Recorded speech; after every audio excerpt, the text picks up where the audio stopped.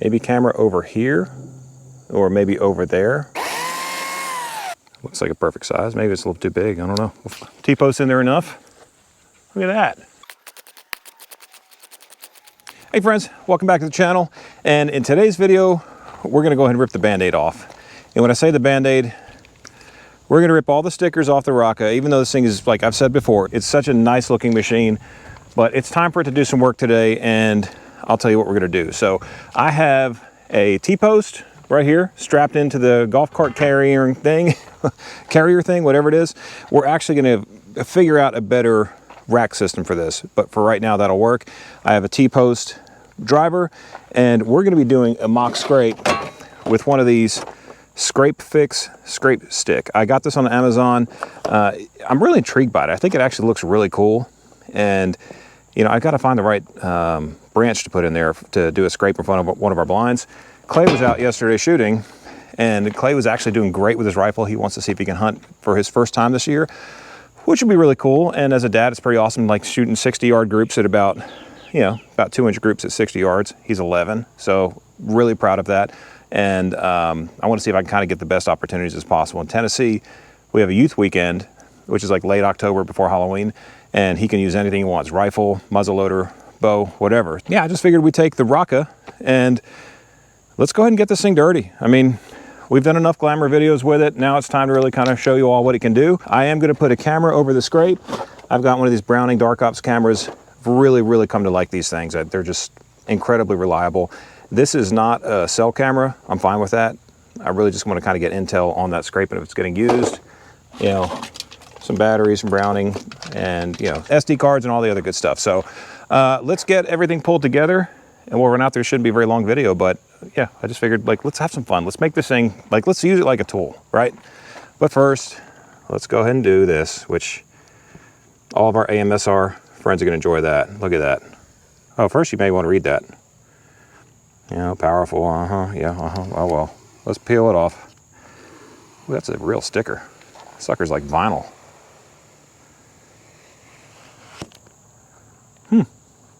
Cool. Now we've got to get rid of this one, which, by the way, if you're going to Tractor Supply and you say, hey, I'd really like one of these Racka golf carts, that's the SKU number.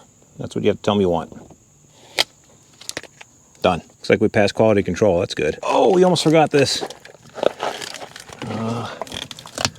This means it's real, guys.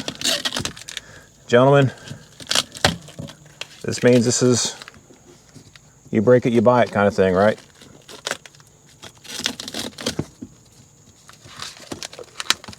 Ugh. Okay. In all seriousness, thank you to Racka for sending this to us and trusting us to help you showcase this golf cart slash multi-utility vehicle. I don't really know that golf cart is the fair. What should we call this thing, guys? It's not really a golf cart. It's more of a kind of, I don't know, like a multi-tool. I really don't know. I mean, it's not a super off-road vehicle. It's not a golf cart just for golf. It's not a neighborhood pool getter. I don't know. I mean, we're going to use this to get to the stand and back once I can get this roof figured out. I've talked about this in other videos. It's this latch right here. That's what's making all the noise. Easy fix. I could probably just tighten it up and maybe that would fix it, but I don't know. Anyway, and we're gonna need one of these. That's probably the safest way to transport a chainsaw in a golf cart. I'm a professional, everyone. I'm a YouTuber. Trust me.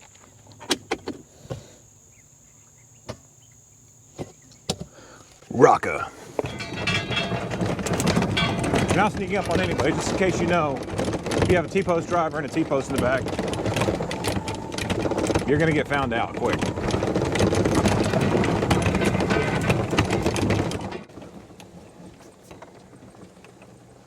So what do y'all think? Do you think that, I don't think a bow shot makes sense here. One, we may cut hay again. And two, from that window right there to that tree line, it's or tree line, brush line, that's probably about 70 yards, 80 yards. So for clay, that's probably plenty good of a shot. You have a nice open window, good visibility. I'm kind of thinking I'd do it up here on that brush line.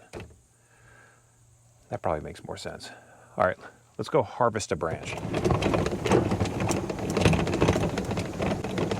Ooh, I see a really nice culprit right there. Will I regret wearing boots today? Probably. Chain brake off.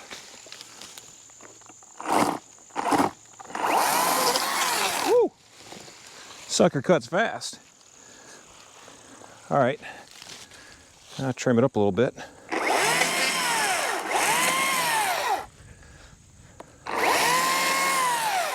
Nice cut on the end.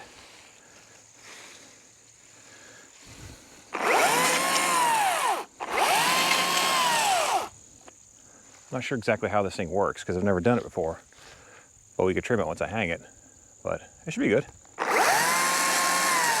Like that, and yeah, this can be perfect.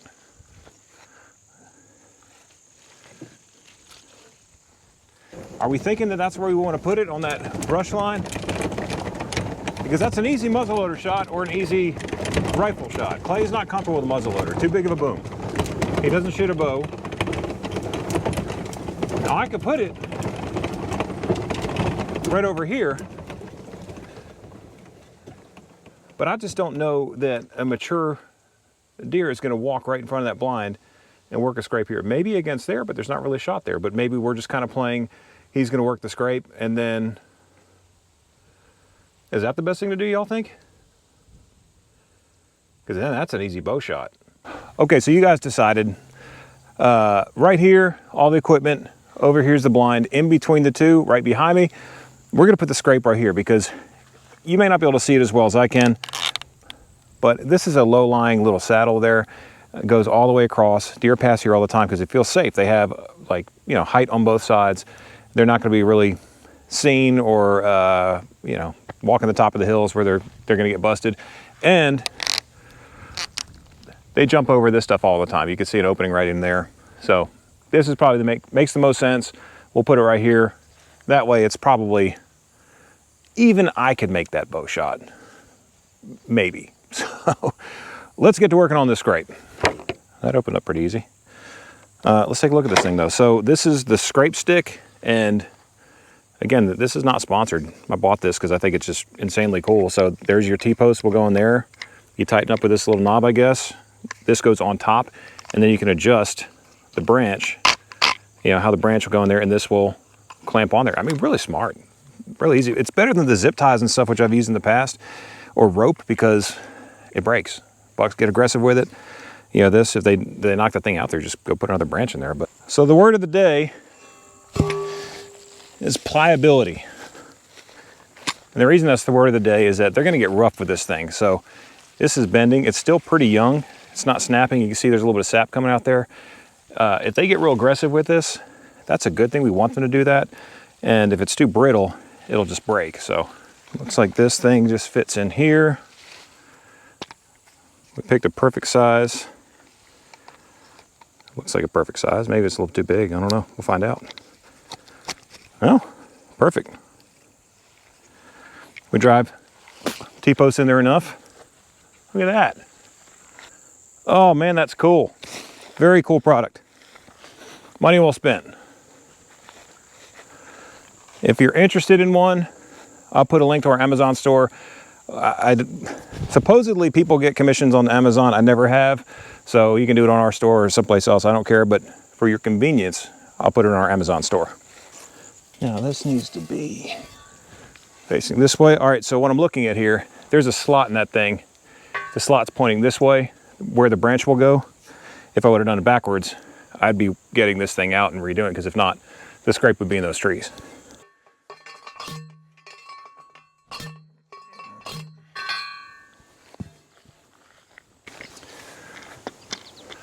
Well, we're working out here today, friends. It's definitely warm. I keep saying it's going to be in the 70s. This morning was 66, which was nice. But they keep saying the weather's going to get real, real cool. The question is, what is their definition of cool versus ours? All right, so you want this about nose high. I think I'm gonna bring this in a little. What do y'all think? Should I bring this in some? That may be too long. I don't know, maybe I shouldn't shorten it. What do you, I think it actually looks pretty good. What do y'all think of that? That's probably a little low. I'm gonna bring that up just a tad. What do y'all think of that? I think it looks pretty awesome. So what I need to do now is, I forgot to get a hoe or something to kind of beat up the ground under it to get some fresh dirt, and then someone around here's gonna have to pee in there, so it's either you guys or me. So if I can stop sweating all day, maybe I could conjure something up. But and we have to get a camera on it. I'm not gonna put a camera on that arm. That's kind of playing with fire. So I'll have to get another camera somewhere around here. You know, just kind of getting an eye on that. So stay tuned. Okay, I got more supplies. I got a T-post to put the camera on. I got the hoe, which looks like it's seen better days. Got some Gatorade because I'm really thirsty and it's hot. And I actually have audibled. Instead of going with the Browning non-cell cam, the Dark Ops DCL, which is a great camera, I've decided to go with the Defender Scout Pro Max, or Pro Scout Max, because I'm addicted to trail camera pictures and I can't just wait and pull a card because I'm basically immature. So anyway, we're gonna go with that. I'm gonna set it up and then we'll get the camera set. So some pluses and minuses so far of using this golf cart. One plus is that this is actually a really nice little workspace. A minus is trying to get T-post and the hoe here, which this held it, you know, it held it pretty well. What I'm thinking I may do is mount a trash can on the back here. Try and find a really tall, thin trash can for either the inside or even the outside, because you know you could throw that kind of stuff in there real easily. It'll rattle and make a lot of noise, but I'm not going hunting with that stuff in there. It's just for utility and to how to use this thing. You know, the hardest thing is when you have someone that has like a lease or hunting property and they're not actually using their machines a lot. They're just kind of sitting there for long periods of time. You know, how do you make it a 4 seasons machine? Well, maybe this is more value because it's a 4-season machine. Browning batteries, always want to use high quality batteries. The battery life of this camera is phenomenal compared to anything else that I've used, and we've used them all. Like Browning did provide this stuff to us, but that's not why I speak well of them. We've run all trail cameras. We have tons of cameras sitting here all the time, but some are just way better than others, and Browning is one of the ones that's way better than others. All right, I'm gonna program this thing and then we'll be back.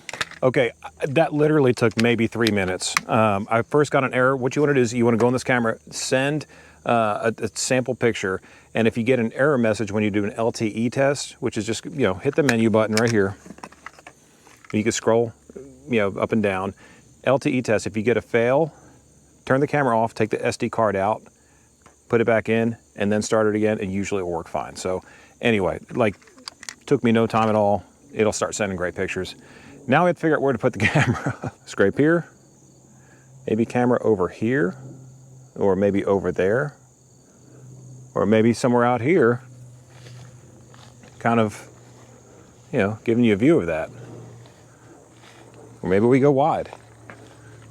We go real wide and come out here,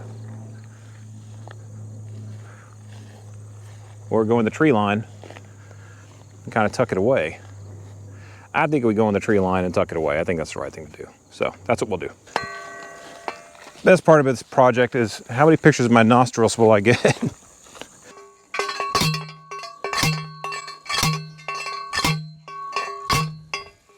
I'm going to test out my little camera mount, make sure that I'm right before I go too deep. And just to let y'all know, this is just an old HME T-post mount. So very simple. I think that's a great setup. So, coming from a man who has set up a lot of trail cameras, probably well over 100, this setup should be pretty foolproof. You have a really solid anchor, great camera, T-post, driven into the ground, like wind is not going to mess with this thing, and we are looking directly at that scrape. Now the question is, how will the deer react to this scrape? Ooh, I feel the cold air blowing in. Maybe there is cold weather coming. That feels good. How are the deer going to react to the scrape? and that's where I'm just gonna start busting up the earth under it, and then we should be pretty much ready to roll. That's really all you need to do. So, scrape stick, tree, scrape. Blind, young 11-year-old boy with a bow, well, with a rifle, boom, good setup. So since y'all spent some time with me here, if you made it this far in the video, I want to go ahead, I feel like I owe you really, what this setup looks like. You could probably see there's a little path mode right there, and I did that to keep down on when the grass is brittle from making too much noise. Now, I could trim this back right here, or we could pull that golf cart right in here. We give up this side, but we still have that entire field. But I could really trim this and just pull it right in here. But this, I've mowed with a Ventrac, and you walk right up to the ladder, right up the stand. Very minimal intrusion. To give you guys that setup, I think I owe it to you to see that. And then if you haven't seen that muddy blind, or the hawk blind, excuse me, that one's called a Hawk High Country, I think. They don't make them anymore, but it's been incredibly durable. It's a very comfortable place to hunt. It's a little tight for two people, for two men, but you know, my son and I will be great. But again, there's the setup. Camera, scrape, Hawk High Country, and this is a failed attempt at screening this year. Really? So friends, I think that's it for me today.